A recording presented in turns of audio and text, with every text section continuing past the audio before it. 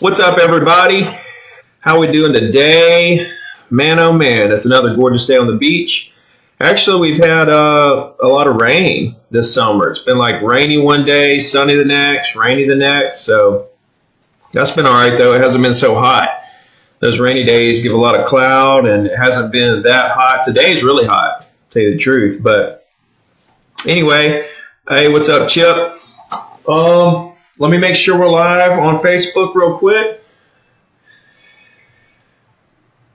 And then we'll get started for the day. I hope you guys are doing super, super well. Thanks for joining me. This Zero to Diamond extravaganza has been quite exciting. All right, we are live. So, absolutely, guys. We, like I said, down here on the beach, it's been gorgeous, but it's been raining a lot lately. So, but that's cool. It's not as hot, like I said. But I wanted to share something with you guys real quick that happened to me today. It's been kind of a weird day, actually. This morning, I woke up, like 18 to 20 properties under contract. So I'm going to close 10 properties this week, which is great. It's like $3.5 million worth of property.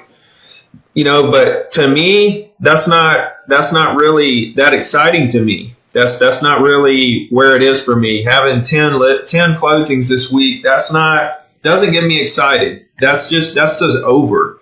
What gets me excited is what I have under contract that I'm going to close later. The future money. That's what gets me excited. So, I'm sitting here in my office. I'm going to close 10 deals this week. And then, so I'll only have about 8 to 10 other properties under contract. And then boom, I find out that 3 of my deals fall through worth $1 million. So this morning I had $1 million worth of deals fall through. And that kind of stung a little bit, right? So here I am out of the blue, 3 deals fall through. I'm going to close 10 properties. It's going to leave me with 6 properties under contract right now, which is absolutely the lowest I've been in about a year. So that got me excited. That got me so pumped up. I just wanted to just scream, man. I went straight to the phone, got on the phone, started calling people left and right. What can I do for you? How can I help you? How are you doing? What's going on with the weather? And it just got me excited. It gave me some motivation to really to create business and reconnect. And I call past clients, by the way. I'm still working on my 1,200 past clients that I put in Mojo. I'm trying to get through those. And anyway, yeah, you wake up and you lose $1 million worth of deals, and you close 10 properties this week, so you don't really have anything left under contract except for 6 deals, which is a lot to some people, but not for me. I'm used to having 20 things under contract. So I'm super motivated right now. I cannot wait to get on the phone in the morning. I'm going to call all day. I'll probably call 300 or 400 people tomorrow. Super motivated right now. So I wanted to get that out to you guys. Let me see what's going on the live feed real quick. What's up, everybody? We got us a big old crowd today. How's everybody doing? We're doing awesome down here on the beach.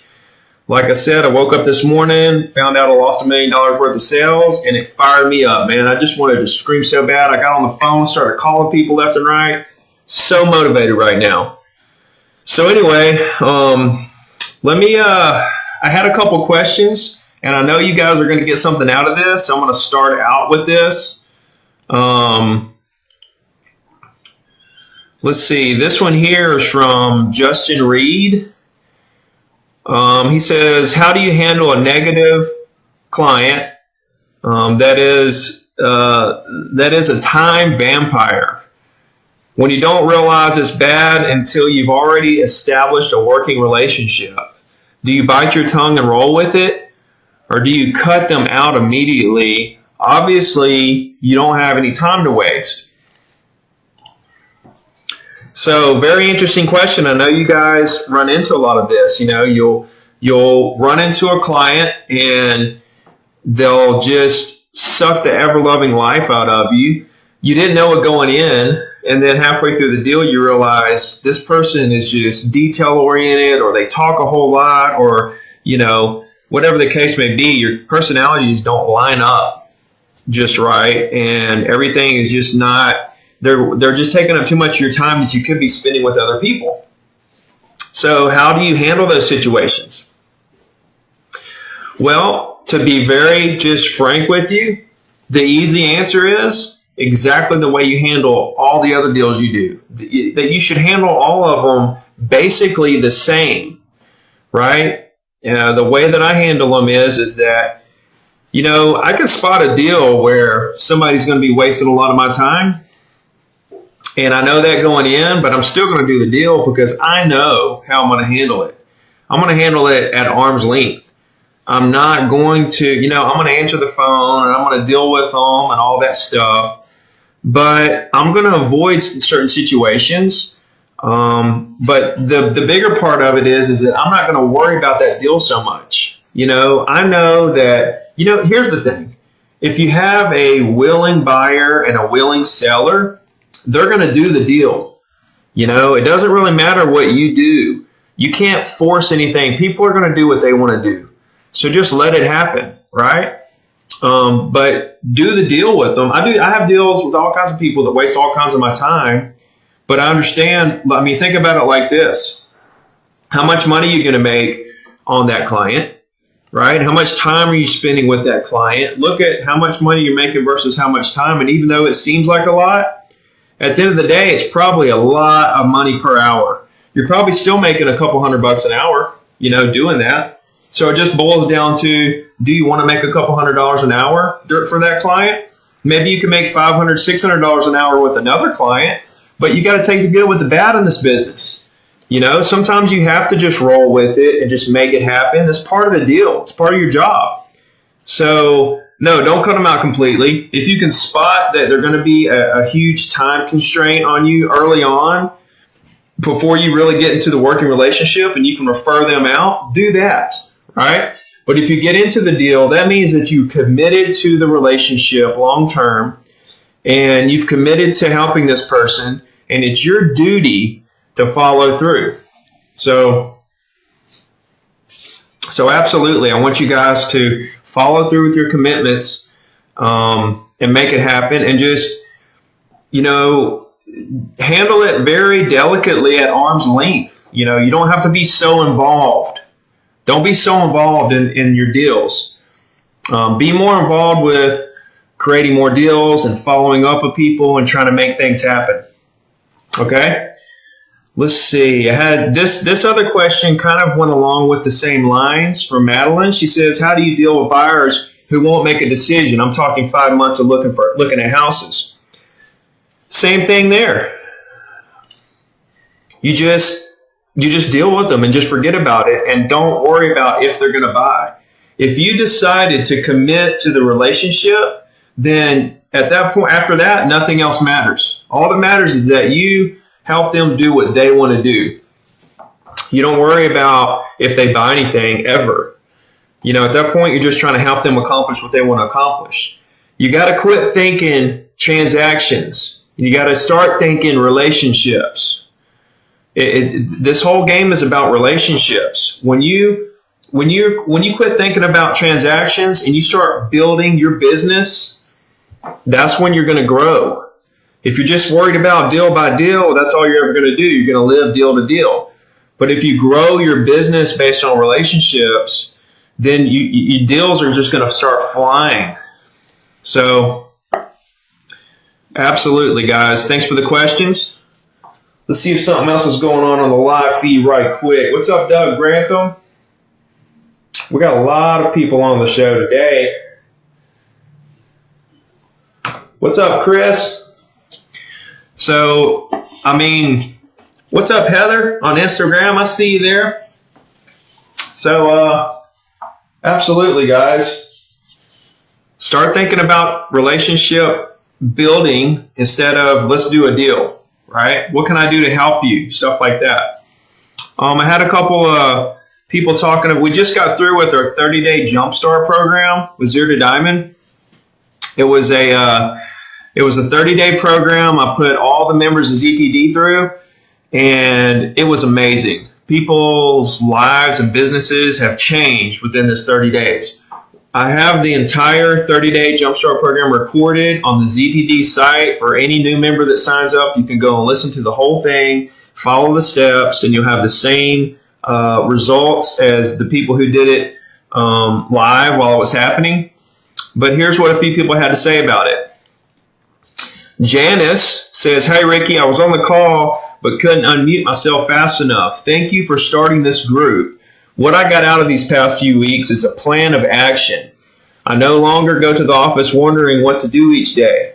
You've given me daily, weekly, and monthly habits that I can use forever. I wish this was around a year ago. I wasted a lot of time chasing expires for sale by owners and signing up for internet leads, only to spend lots of money and get mediocre results. Now that I have a solid plan, the only thing left to take is action. Thank you for all your hard work and sharing your success with us." Thank you so much, Janice, for that. And it just goes to show you what I'm trying to accomplish here. I'm really trying to give you guys the path to doing realistically 100 deals a year as a single agent. If that's what you want to do. Or if you want to make 100 or 200,000 a year, and you're fine with that, okay, great. We'll show you how to do that. Here is another one, and of course, guys, there's like 10 of these on the group page. Dana LaRue says, "Hey, Ricky, so excited about being a part of Zero to Diamond Coaching. I've learned so much already and can't wait to see how my business will grow one relationship at a time. Thanks for all you do. #grind." I like that hashtag. By the way, guys, I started a new show, The Daily Grind. We're on episode 3 that will drop tomorrow. Once we get into a rhythm, we'll start dropping 2 a week. So it's pretty exciting. It's just about my daily business and life and all that good stuff. So let me know what you think about that when you see the episodes. I'd like to hear. So I want to get into, let's see here. All right, cool, man. Got a lot of people watching today. I want to get into, today's subject matter, which is converting prospects into relationships. And then, you guys feel free to ask any questions, type any questions in the on the Facebook page, on the live feed, or Instagram before the phone dies. Any question you got at all, just type it in and I'll answer it right here on the show. So feel free to do that. But let's talk about conversion, right? In my second book that's about to drop, there's a chapter called Lead Conversion is a Myth. Right? So the whole idea of lead conversion being a myth is the fact that regardless of how much you try to convert leads, your conversion rate's always going to be low. Maybe you can get your lead conversion rate to go from 2% to 3% or 4% to 7% or something like that, right? Maybe that's possible, okay? If you really pound your leads and do all this lead conversion stuff. But I think the more important key is to get more leads. Now, I'm not saying don't follow up. Following up is so important. I'm a master of follow-up. I can tell when somebody is interested in buying or selling something. I can just smell it on them. And I'll write that person's name on my little follow-up list, and I will stay with them. I'll call them every week. I'll call them every day, every month. How much ever attention I think that they need. How much ever pressure I think that I need to call and check on them and see how they're doing, see if they thought about it any further, your normal follow-up stuff, I'm going to do it. I'm very good at it. That's one thing about me doing all these deals I can smell somebody, I can sense when they're ready to do a deal now or in the near future, and I'll stay with them. Now, I'm not good at staying with people for, say, 6 months, unless I wrote their name down in my book for 6 months from now to follow up. But I'll stay with them for a while, and they'll remember that. And if they kind of get cold, they'll know how hard I try to follow up with them. they continue getting my weekly emails. They'll come back to me. I got a guy right now. He called me probably 2 years ago. He was asking me about a Gulf front lot. He wanted a Gulf front lot to build a house. And I followed up, and he just kind of got cold on me. And, I kind of forgot about the guy a little bit. And he actually called me this week. This is 2 years ago. He called me this week and says, hey, we're thinking about buying a condo on the beach and all this. And he acted like we were talking for the first time. And at the end of the conversation, I said, hey, yeah, we talked a couple years ago. Didn't you want a lot? He said, man, you got the best memory in the world, man. How'd you remember that? I said, well, that's one thing I really remember. When I see people's names on the caller ID, it like all comes back to me. I can remember what the situation was and, what was going on, what we were talking about. I'm really good at that. But the main thing was that he started getting my weekly emails every week. And so the weekly email incubated him. And then now they're ready to buy a condo. They're going to be down in a month. We're going to look around. We're going to try to buy something before the end of the year. It all came from the fact that I followed up really hard. He got cold. I let him go. I let him continue getting my information. And then boom, now he's ready. He's coming back to me. So follow up. Follow up is where the conversion is, right? You have to have a system in place. But to hit on the actual subject matter at hand, converting prospects into relationships, this is where the money's at, right? This business is not about transactions. It's about relationships. Who cares about a transaction? If you can master gaining people's trust and finding out how to make people feel comfortable with you and like you and stuff of that nature, then you're going to win huge, because from a relationship, you're going to get repeat deals, referrals, so on and so forth. So every person that you come in contact with turns into 5 or 10 deals in your career instead of just one. People that are more transaction oriented, they don't have a system in place to stay in touch with people. So when you meet somebody, I'm really good at this because I have a lot of practice, and I want to emphasize practice. None of this stuff, no matter how much you listen to me, no matter how many books you read, or how many seminars you go to, or how many webinars or ads you put out, I don't care how much stuff that you learn, you're never going to get it unless you take action and go actually do the steps, make a lot of mistakes, learn from the mistakes, and get better. There's no way around that part of this equation of getting better and like succeeding at a high level. So I want you to know that when I go talk to people, when I go talk to buyers or sellers, I'm super experienced because I've been doing it so long, and I've gotten really, really good at it over time. I'm a little bit of a natural at it. From the very beginning when I started, I was pretty good at it from day one, but I've gotten light years better since. So you have to get out there. It's going to be scary. Make the mistakes, learn from them, and keep going. You can only get better. Like, you can never get worse by trying, right? Even if you fail, you got better. It's a win-win. So when I meet somebody or talk to somebody on the phone, the first thing I do is I let the tone of their voice, their body language, everything going on with them, the vibe they're giving me, it's like it hits me, and then I give it right back to them. The tone of their voice, if they sound country, I all of a sudden sound country. If they have a high-pitched voice, I have a high-pitched voice. If they talk fast, I'm talking fast. If they talk slow, I talk slow. Right? People want to do business, and people like other people who are a lot like them. Okay? And this isn't like a con. This isn't not being you. This isn't being fake. This is you relating to your customers, right? And getting on their level so that you can fully understand what their goals are and what they're trying to accomplish. So, giving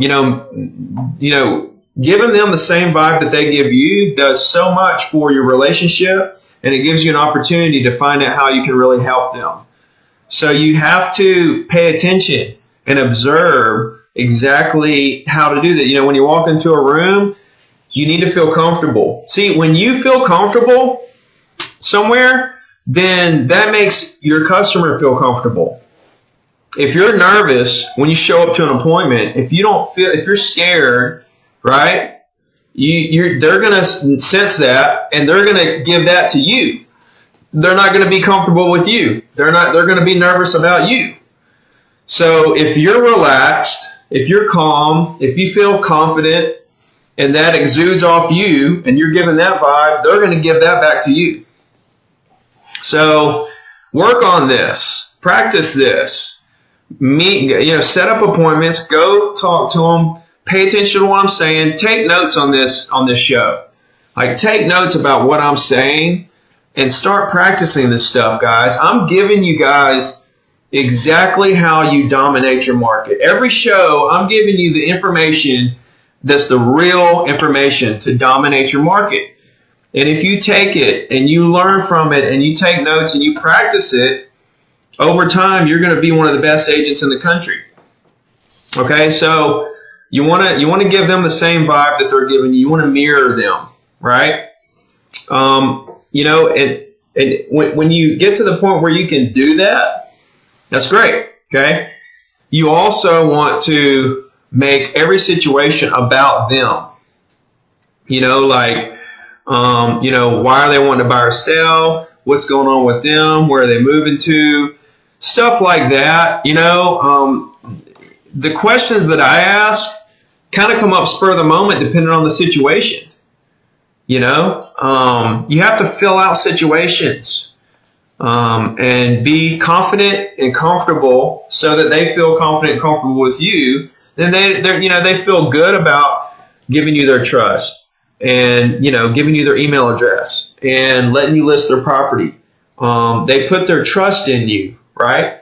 They're not going to put their trust in somebody that is not confident, that doesn't feel comfortable themselves, that is nervous. They're just not going to feel the trust and the comfortableness that they need to feel with a real estate agent to do a deal, right? So let me check the live feed real quick. See what's going on.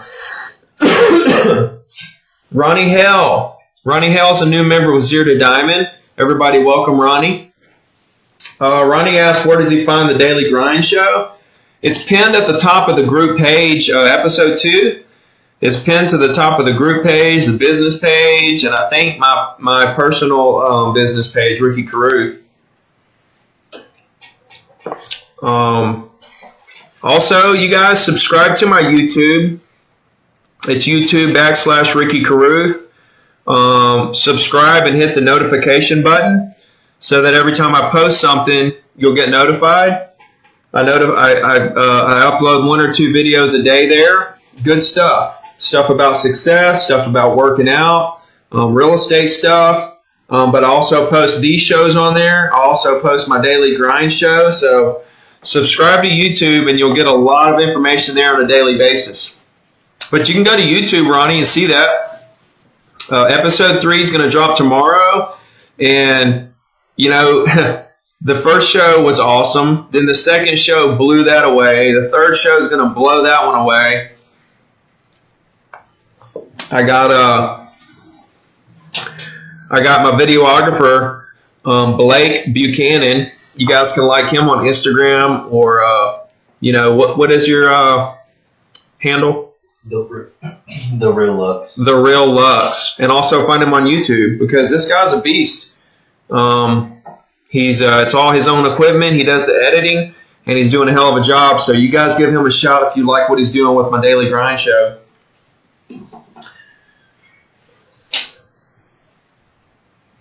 Ronnie asked me, can I ask what time it is too late to call people? I would say maybe when the sun goes down. When the sun goes down, I would say that's probably the cutoff point to call people. So anytime before then, I would say is okay. But that's up to you guys.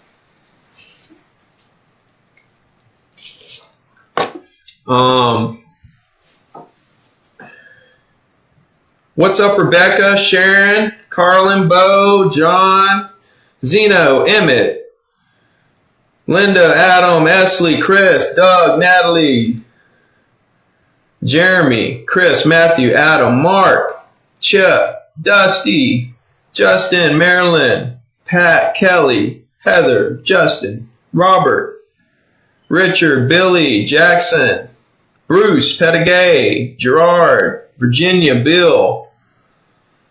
Got a good little crowd today. So guys, go ahead and type in any questions you got. I'm going to kind of recap the show real quick for those of you who just joined us. So basically, this morning, I woke up. I have 10 closed. I have like 20 properties under contract. 10 of them are closing this week. Great, right? Okay. But what about after that? Okay, I got 9 more under contract, right? So I wake up this morning, 3 of them gone, died. Okay, $1 million worth of property fell through on me this morning. So the 10 properties are going to close this week, and then 3 of them fell through, so I'm down to 6 properties under contract. I haven't been that low in like a year and a half. So I am super fired up. I'm ready to absolutely lose my mind on the phone, guys. Like, what can I do for you? How are you doing? How's the weather? Want to buy or sell something? All that good stuff, man. I'm excited. I'm going to be on the phone all day tomorrow. I'm going to call about 300 or 400 people. I've got a building picked out. I'm going to cold call that an agent in my office has a buyer for. So I'm going to hit that first, and then I'm going to go straight into past clients. I'm working on a list of 1,200 of those. I'm probably 150 people into it.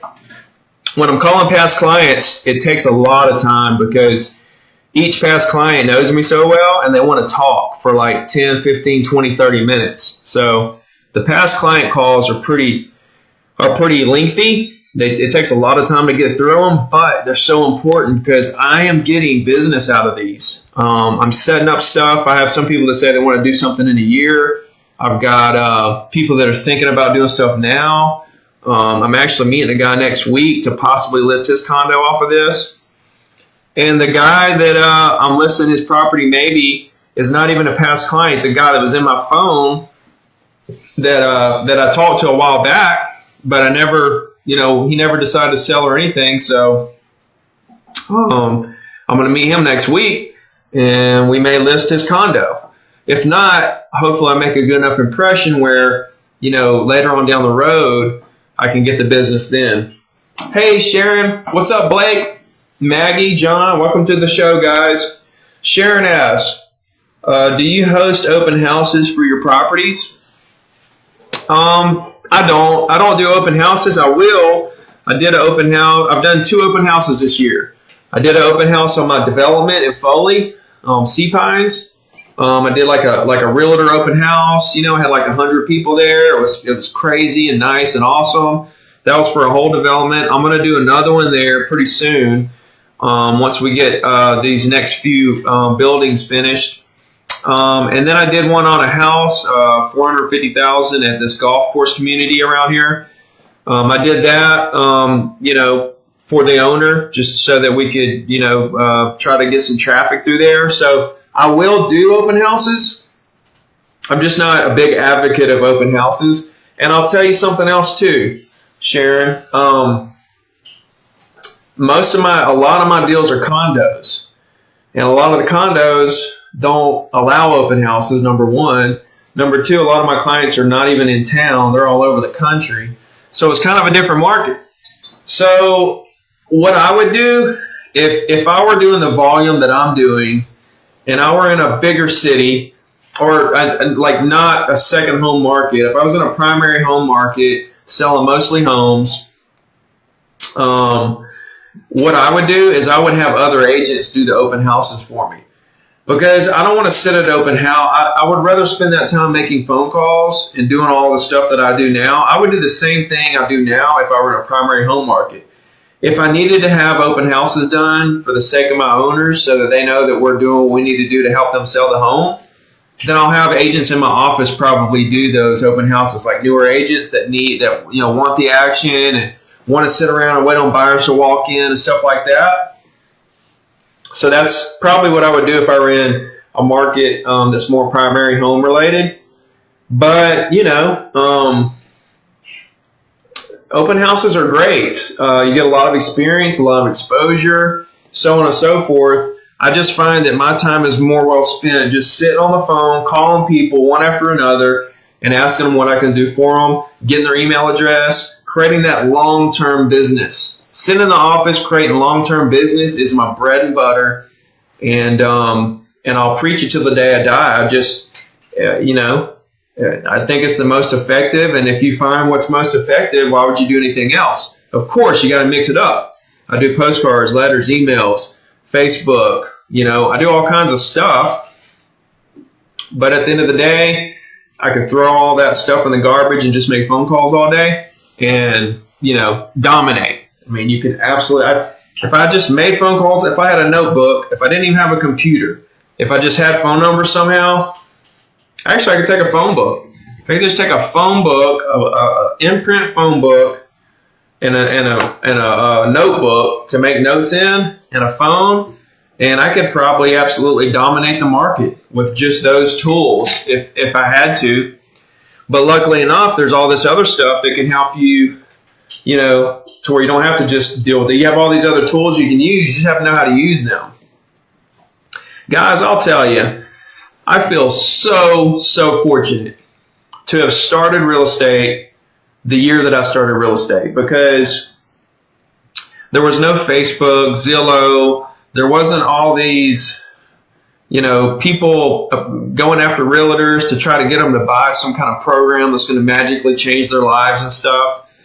I started in 2002. There was none of that stuff.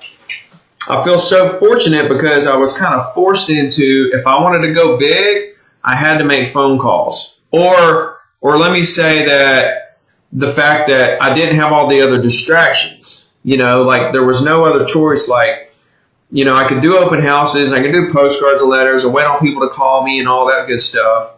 But I knew that I had to make the contacts. I knew that I had to make contacts. So I feel so fortunate because I didn't have all the distractions that a lot of you guys have now. And I was forced to build my business on phone calls and relationships. But I feel so fortunate on the other hand too, because Facebook and social media and all this stuff is around now. So now that I've built this huge business, now I can take all this social media stuff and it's like pouring gasoline on my business that's already big. So I just feel super fortunate. And what I'm trying to do with you guys is to show you how to block out all the distractions. I want to show you exactly how I built my business, and so that you guys can grow your business for the long term, and then use social media and postcards and letters and signs and emails to pour gasoline on your business. Phone calls are your business, and everything else is gasoline.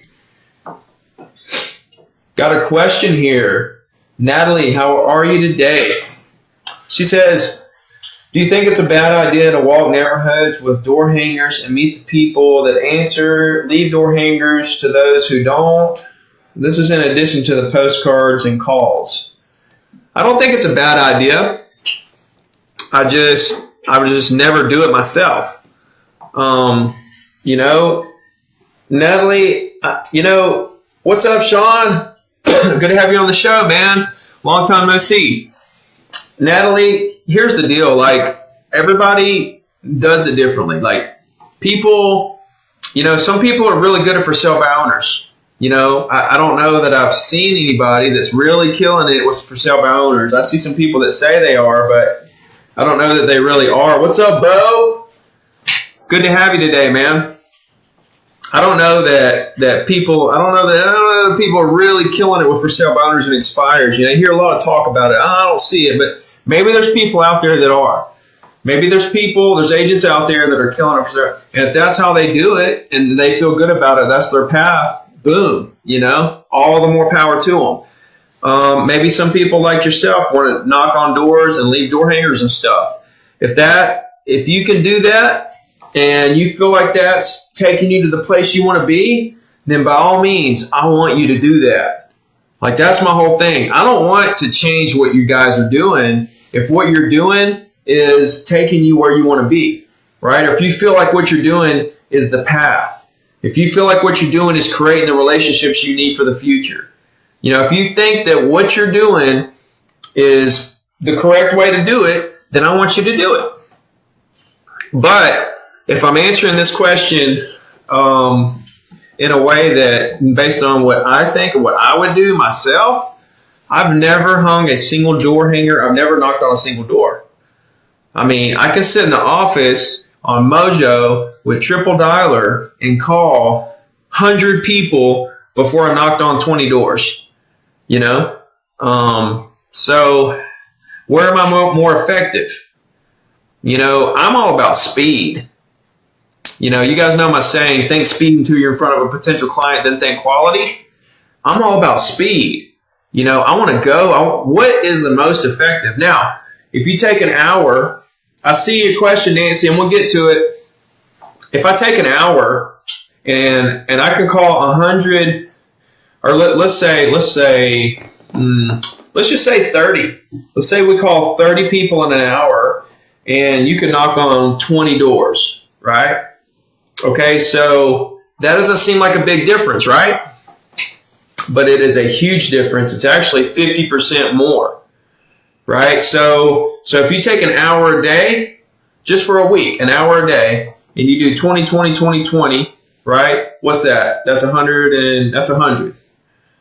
That's 100 people, okay? If you take 30, 30, 30, 30, what's that? That's 150. So if you take that same hour each day, just a week, you've talked to 50 more possible people, right? 50 more by making phone calls instead of door knocking. You've talked to 50 more. This is just hypothetical, right? But it's real. You can absolutely make more phone calls than you can knock on doors. So if I can talk to 50 more people hypothetically in a week, that's 200 more in a month. How many of that is in a year? It's astronomical. Like, it's a huge difference. So I've always wanted to do what was the very most effective for my business. If I could figure out a way to talk to just 2 or 3 more clients a day, I'm going to go do that. So choose your activities and your time very wisely. Time is the only thing in this world that you cannot replace. You can replace your money, your clothes, your house. You cannot replace your family members or time. Those are the things that matter the most. The people you love and time. Oh, Natalie, she says, thanks, that makes sense. Nancy, she says, hi, Ricky. Hey, Nancy, how you doing? She says, do you email groups of your customers or all your customers each week? Thanks. I do a blanket email to everybody. If you're not getting my weekly emails, just text. I'll put it at the bottom for you guys. Text one word, list to last, one word, to 22828. List to last to 22828. And that'll put you on my list to start receiving my weekly reports that I send out to my clients every week, every Wednesday. But to answer your question, hey, what's up, Leanna and Betty? You guys type in any questions that you got for me.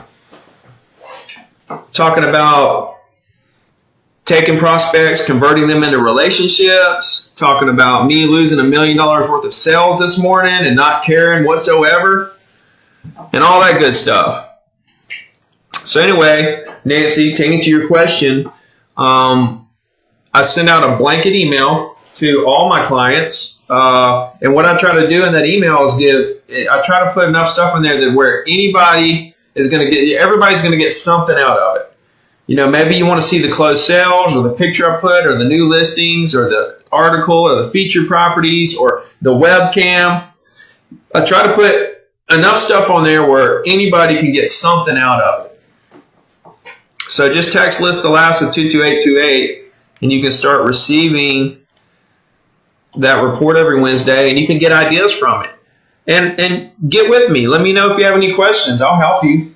I'll help you I'll help you figure out your weekly report and, see if they're, Everybody should put me on their list, their email list, Ricky@zerododiamond.com.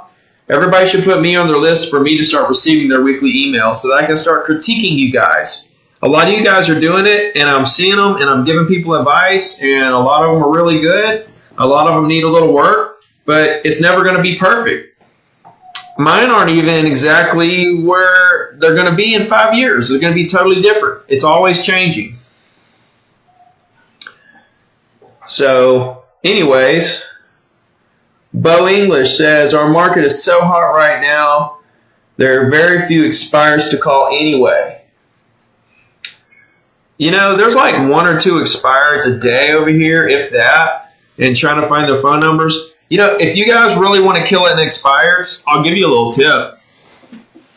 Like, I'll tell you right now how to do. If you want to do the expire game, if you think that's your niche, if you want to really go after expires and everything, pull the last year of expireds up. Pull the last year of expireds up, plug them into your system, put them in RedX or Mojo or whatever, find the phone numbers and hit call, and just call every single one of them. Use my circle prospecting scripts. You know, call them up like you're just circle prospecting, but you know they have their unit on the market, you know, in the past year. Now, what if somebody on that list has sold their property already? Or what if it's relisted, right? Well, we don't have time to research all that. We're just going to plug everybody in and start calling, okay? And just start trying to create business, create relationships, see what we can do to help people, right?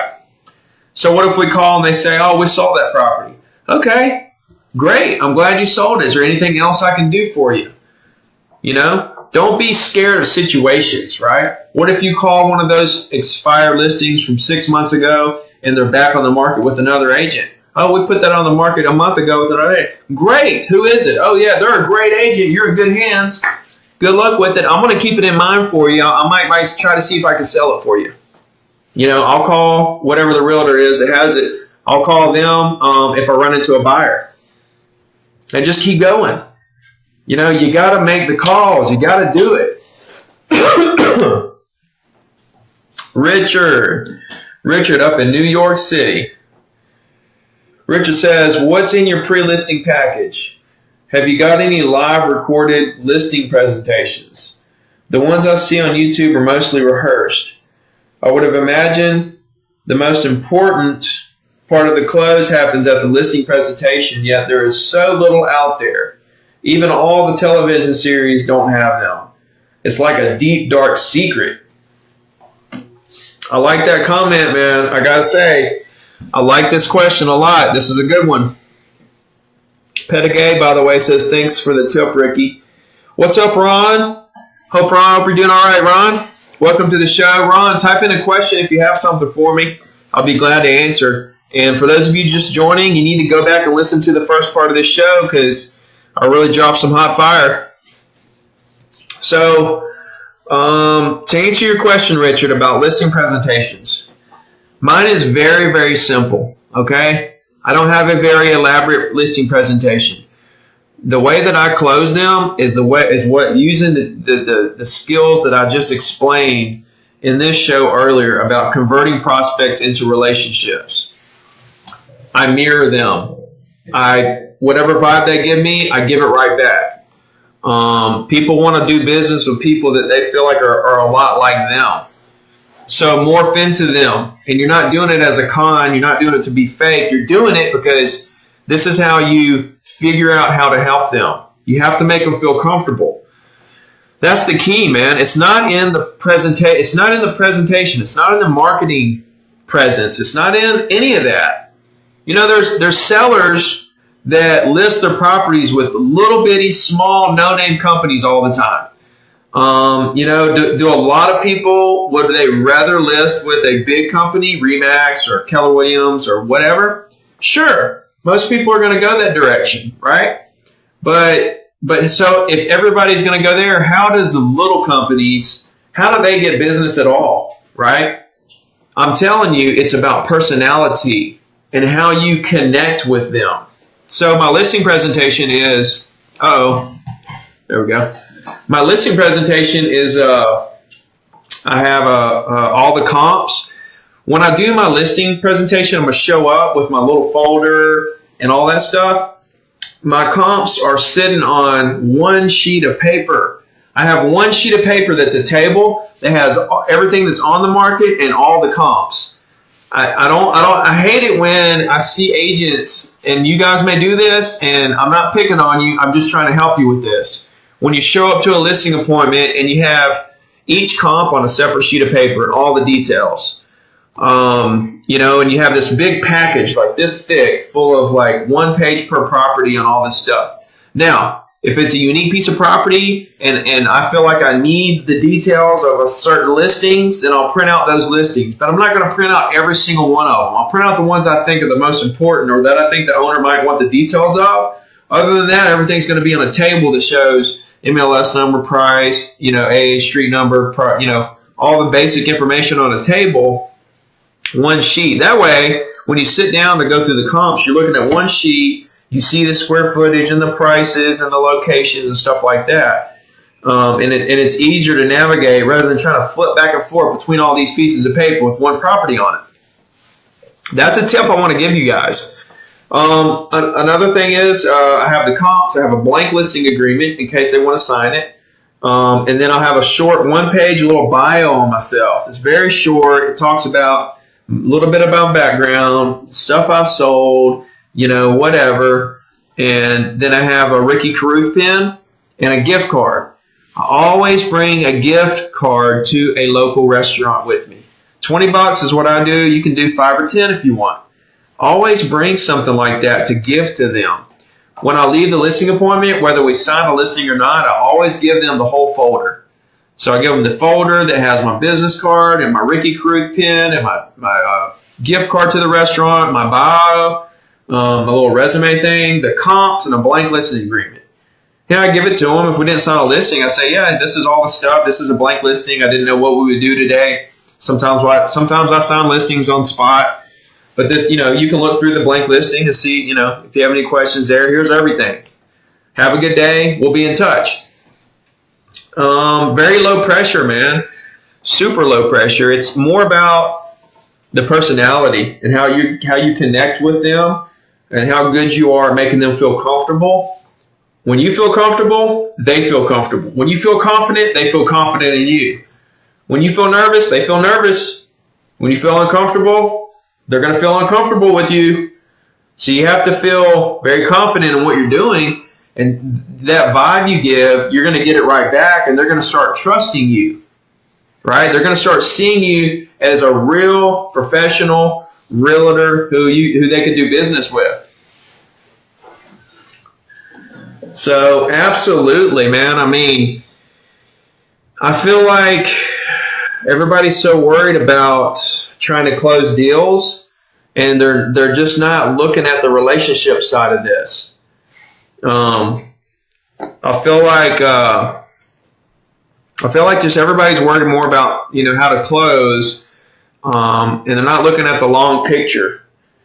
So, you know, I want to just bang this into you guys' head, that it's just not about the close. It's just not. Whenever you try to close somebody, they just feel uncomfortable. So practice. Go to listing appointment.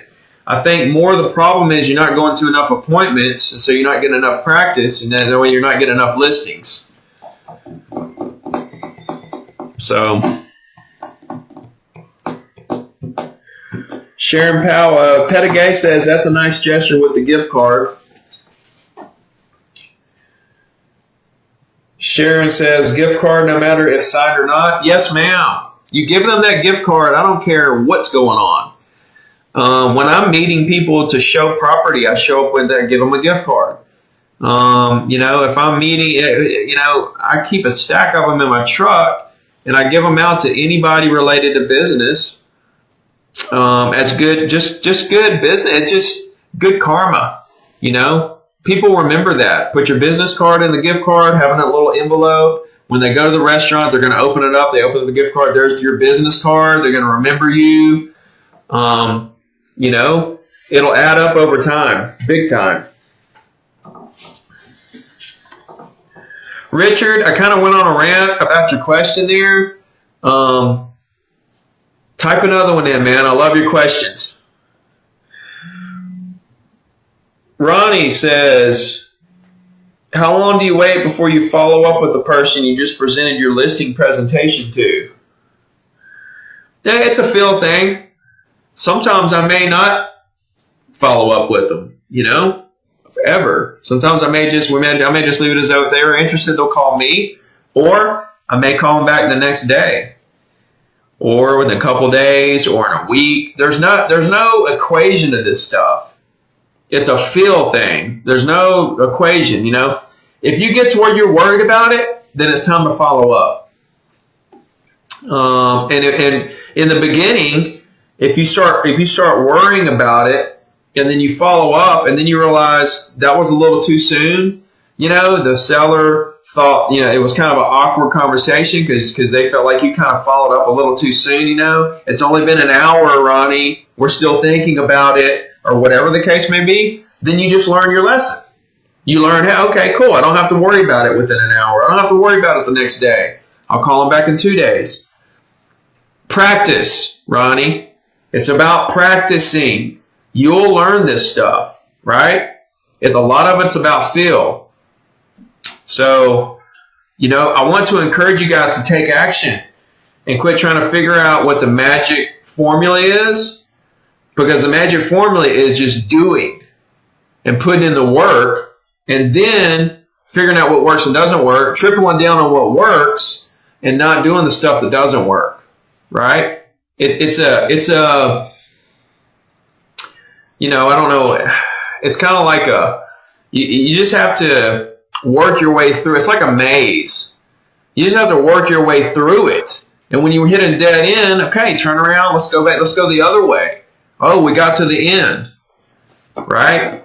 Don't beat your head against the wall. Don't do the same thing over and over again, hoping for a different result. That never works, okay? And the market's always changing. So what's working now may not work tomorrow. You got to adapt.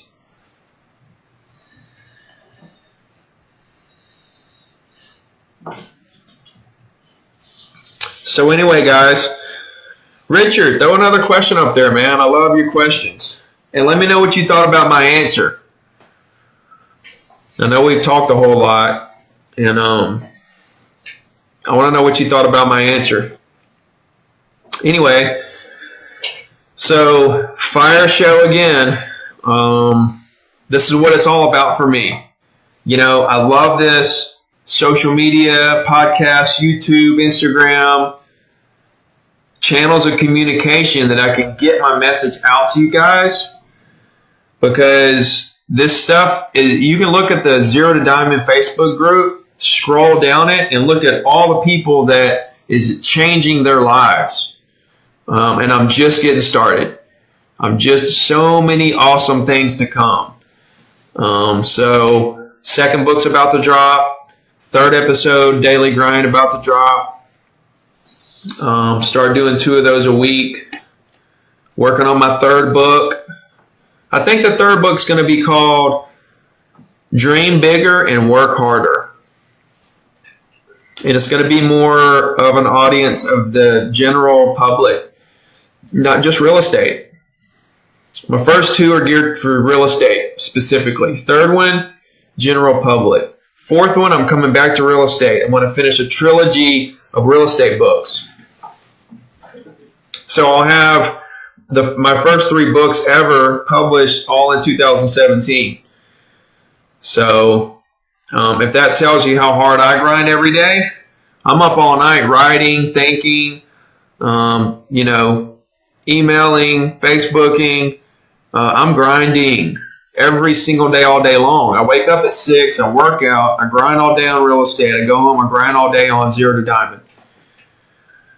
So I sleep about 6 hours a night, which is awesome. I mean, it's plenty of sleep. 6 hours is plenty of sleep. So Zeno says, thank you, Ricky. Man, what's up, Zeno? Hope you're doing well, buddy. Richard says, in response to my answer, it was good, but does your broker give you the template or did you create it from scratch? I created it from scratch. I just have a bio that's like a resume type thing, and then a blank listing agreement, whichever, it should be there, your blank listing agreement, all the paperwork for a listing.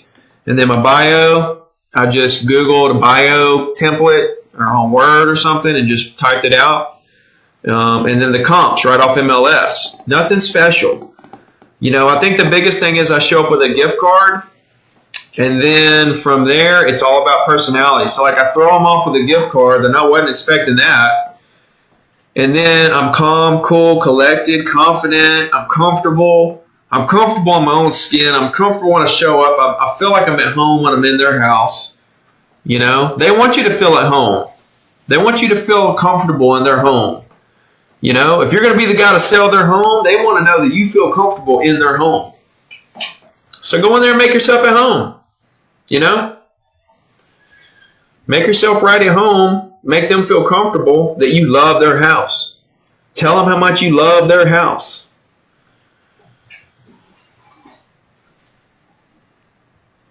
Billy Hale says, is your weekly email your primary follow-up? It is, Billy. My weekly email, my weekly is actually my secondary follow-up. It's kind of like my fallback plan. It's like I'm going to follow up by phone. If I feel like somebody's serious, I'm going to follow up by phone as much as I can until I feel like it's just dead or they're cold or they're not interested anymore. And then the email is kind of a secondary thing. That keeps them forever. And then 2 years down the road, they may come back to me. 3 or 4 years, 10 years down the road, they may come back to me. So if I feel like somebody's interested, I'm going to follow up with a phone call. That's the follow-up. Or if I talk to them and they are not interested at all, but I got their email, now I'm doing the weekly email. Now that's my primary in that situation, right? I'm not going to call them back and follow up with them. They said they weren't interested anytime soon, not going to do nothing. And then the weekly email hopefully will win them over time when they decide to do something.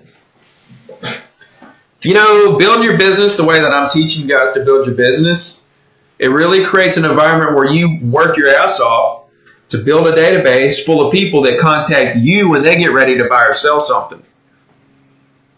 Very low pressure. The confidence that you have with building a big business is how big your email database is. You know that when you talk to people and they say, we're going to call you when we decide to do something, and they give you their email address, you may not get every one of them, but you're going to get most of them. So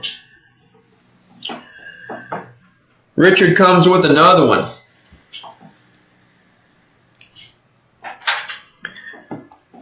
He says, do you lock your clients into a contract or do you let them exit early? And do you have some kind of communication schedule guarantee? Richard, I'll let people write it. If they sign a listing today and then tomorrow they decide they don't want to do the deal, they decided not to sell, I tear the contract up.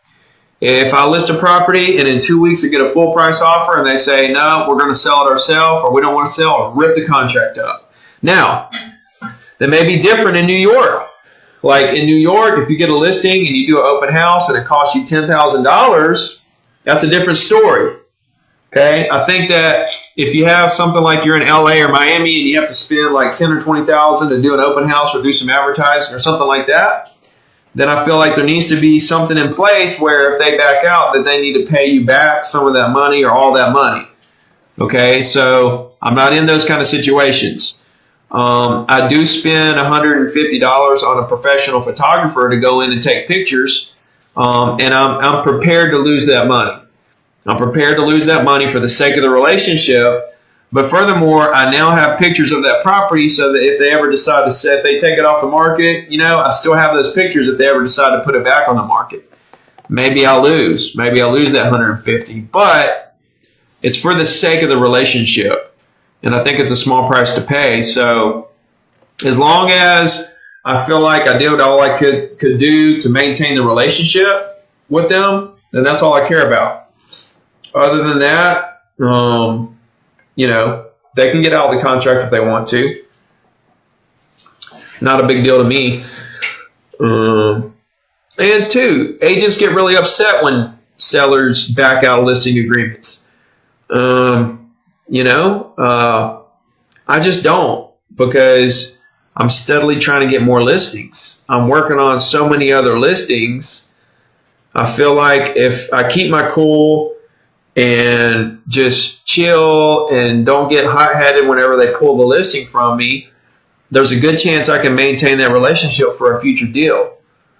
You know, I always want the deal on the back end. If something falls through, I always want to learn from that situation, and then where's the deal on the back end that I can hopefully recoup on. You know, so, and also I have all this free time on my hands now. I don't have to spend on that deal. I can go get 5 more deals. What's up, Bruce? Let me know if you guys have any questions. I so appreciate you guys tuning in each week, watching me, support the Zero to Diamond group. You know, this has been fun, man. This is a fun journey. I'm really enjoying myself. Like I said, today was a weird day for me because I lost those deals, $1 million worth of sales. I'm fixing to be down to like 5 or 6 properties under contract, which is ridiculously low for me. But I'm motivated. I'm so motivated. I'm so ready to get after it. Tomorrow is just, I can't wait to see what I do tomorrow. I'm going to get on the phone and make some stuff happen. So I really appreciate you guys. I love you guys very much. I want to see you all succeed very badly. And if there's something I can do for you guys, just please let me know. I'm here. That's what I'm here for. So I'll see you guys on the Facebook group. And if you're listening to this on SoundCloud or the replay on YouTube, you can join the Facebook group, Zero to Diamond, or /groups/Diamond Agents. Other than that, we'll talk to you guys soon. Finish out the week strong tomorrow and hit